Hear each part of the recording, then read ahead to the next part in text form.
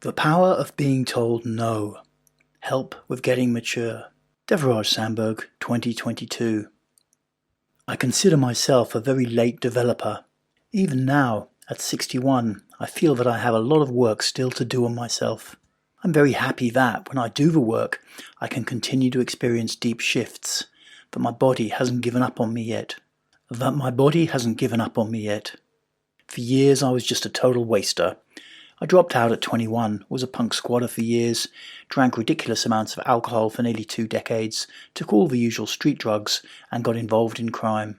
I learned a lot from my time in the school of life, but nevertheless, it's hard for me to not at times wish that I had woken up a little bit earlier.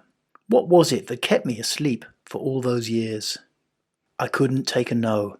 I couldn't accept it, not from my adoptive father and not from anyone else. This refusal fueled my ongoing rebellion for decades. I just wasn't going to be told. I wasn't going to accept boundaries from any authority figure. If they could say what they liked, I was going to do my own thing, regardless of what I had to sacrifice. It wasn't until I was nearly 40 that I found that I could accept a no. I had started attending workshops run by therapists from the Osho scene. I recognized some genuinely strong leaders there, but it wasn't a physical strength that they had. Rather this strange kind of energetic strength, and I found myself naturally looking up to them. Sometimes my behaviour in the group room, or during the breaks between sessions, was not acceptable.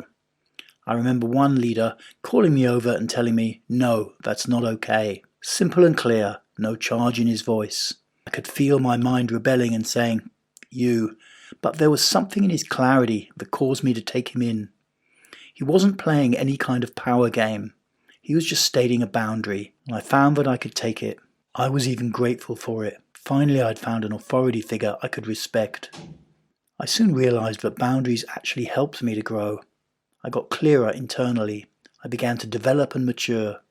Yes, I needed to also express a lot of the feelings that were repressed inside of me, but boundaries were a big thing too. Seeking freedom is natural for kids, but being able to take a no can send us on a deep inner journey filled with emotions where we come out more mature. I refused to take a no for decades because I didn't like how it was delivered. I reacted to perceived power games.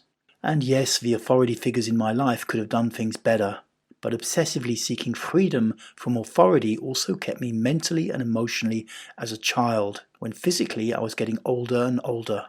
Of course, there are some people who simply collapse in the face of authority. They become compliant and barely rebel even on the inside when no one can see.